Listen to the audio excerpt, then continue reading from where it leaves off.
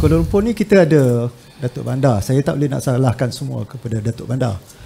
Mungkin kita tak ada bapak bandar. Tapi saya lihat Kampung Baru ni seolah bapak bandar.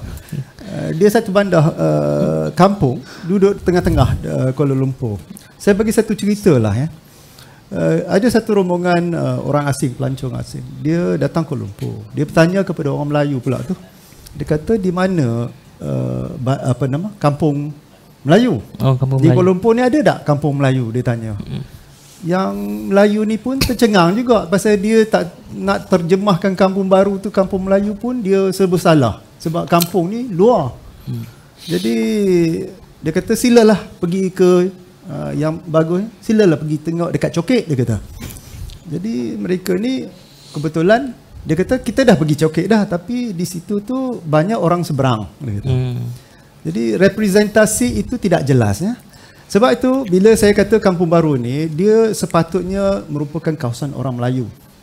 Tetapi oleh kerana berlakunya perubahan masa, ekonomi dan sebagainya, maka dia telah menjadi seolah-olah keadaan yang ada ini tidak sesuai berada di tengah-tengah bandar ya, kerana nilai kos yang begitu tinggi.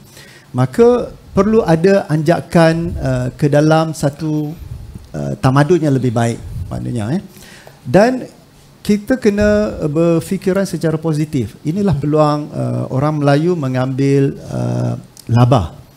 Pada masa yang sama, orang Melayu yang lain yang tidak mempunyai habuan di situ juga akan diberi ruang memiliki laba baru di tanah ini. Mungkin saya boleh mengatakan boleh dibenakan bangunan-bangunan ini tempat penempatan, kediaman-kediaman yang lebih affordable untuk orang Melayu. Kerana kita harus ingat bahawa sebahagian besar daripada orang Melayu datang daripada luar.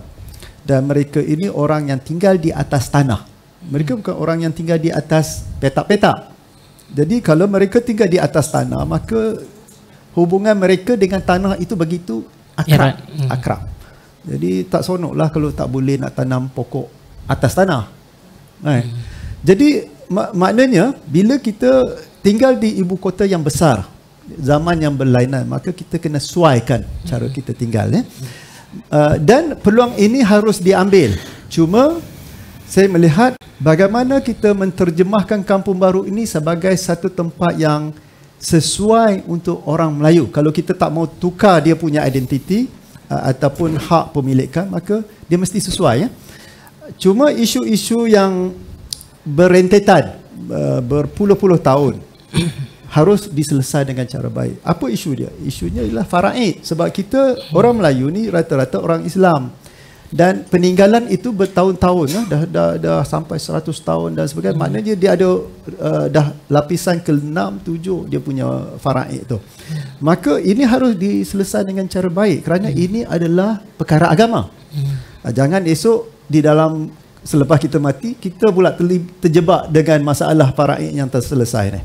Maka dengan itu, kalau kerajaan fikir mengambil balik itu lebih baik dan menterjemah kepada kegunaan yang lebih berfaedah lebih baik, maka dia tidak menjadi kesalahan.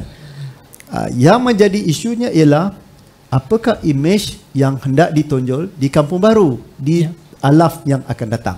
Itu persoalannya. Janganlah kita membuat bangunan yang tinggi, tiba-tiba letak songkok atas bangunan. Itulah Melayunya, dia kata. Ataupun tiba-tiba ada keris. Ada keris atas dia. Itulah Melayunya. Itu bukan. Itu bukan kita menjelaskan kepada rakyat ataupun orang luar bahawa itu Melayu. Tidak. Yang penting ialah bangunan itu cocok dengan kegunaan orang Melayu dan menjanakan pendapatan kehidupan kepada orang Melayu. Kemudiannya dia boleh mentafsirkan keserasian dia di dalam kota yang begitu besar, Maknanya sebab dia duduk tengah-tengah tu. Jangan esok tiba-tiba kita tengok di Kampung Baru penuh dengan seperti mana di seberang dia tu, yang pernah dengan disko, tempat minum arak dan sebagainya. Kita tak nak. Kalau boleh elakkan perkara-perkara ini. Maka dibenakan bangunan yang ada penempatan, ada hubungan dengan kehidupan orang Melayu seluruh negara. Maknanya di situ mungkin ada bazar, ada suk yang kita nakkan, Ada jualan-jualan rempah-rempah ratus orang Melayu. Seperti mana orang Cina membina Chinatown dan orang India membina Little India. Maka orang Melayu harus membina tamadun dia sekecil di dalam.